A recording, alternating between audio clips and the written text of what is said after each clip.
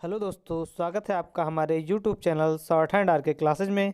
दोस्तों, यह डिक्टेशन 90 शब्द पर मिनट की स्पीड से है, जो दैनिक जागरण संपादकीय से है। डेली नए नए डिक्टेशन पाने के लिए चैनल को सब्सक्राइब करें, साथ में बेल आइकन दबाएं। डिक्टेशन स्टार्ट होगा 5 सेकंड बाद।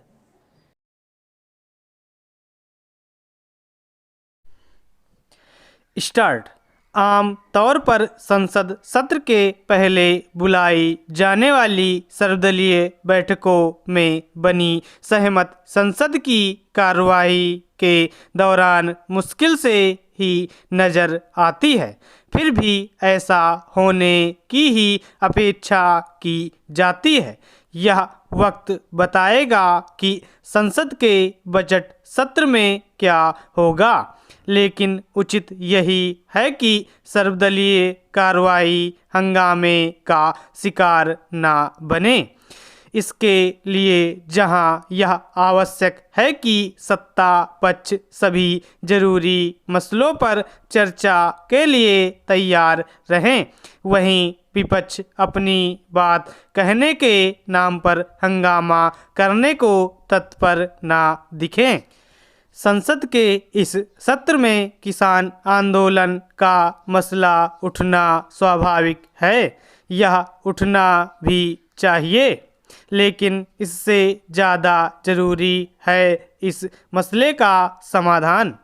यह अच्छा हुआ कि प्रधानमंत्री ने इस दिशा में पहल करते हुए कहा कि किसान संगठनों के लिए वह प्रस्ताव अभी भी हाजिर है, जिसके तहत यह कहा गया था कि सरकार 1.5 साल के लिए कृषि कानूनों पर अमल रोकने को तैयार है। प्रधानमंत्री ने यह भी कहा कि बातचीत फिर से शुरू करने के लिए किसान नेताओं को कृषि मंत्री को बस एक फ़ोन करना है। पता नहीं किसान नेता क्या करेंगे, लेकिन यदि वे सरकार को नीचा दिखाकर अपनी मांग मनवाना चाहेंगे तो फिर कुछ होने वाला नहीं है। अगर वे वास्तव में समाधान के पक्ष में हैं तो उन्हें यह जिद छोड़नी होगी कि तीनों कृषि कानून वापस हों। विपक्ष की यह मांग है कि कृषि कानूनों पर नए सिरे से बहस हो।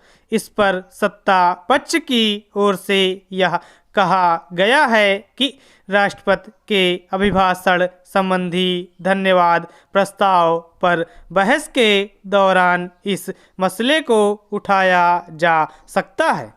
कृषि कानूनों पर बहस में कोई हर्ज नहीं, लेकिन यदि इस बहस के दौरान विपक्षी नेता किसान नेताओं की तरह कृषि कानूनों को खत्म करने की बात करते हैं तो फिर उसका कोई मतलब नहीं होगा।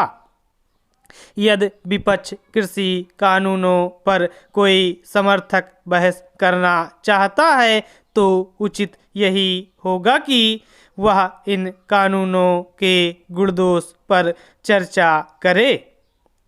यह उल्लेखनीय है कि किसान नेताओं से बातचीत के समय सरकार उनकी आपत्तियों वाले कुछ प्राविधानों पर संशोधन करने को तैयार थी।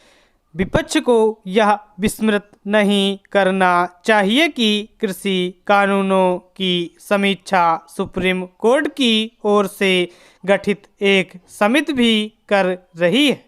इसी के साथ उसे यह भी याद रखना चाहिए कि विपक्ष के रचनात्मक सहयोग के बिना संसद की कार्रवाई सही तरह नहीं चल सकती।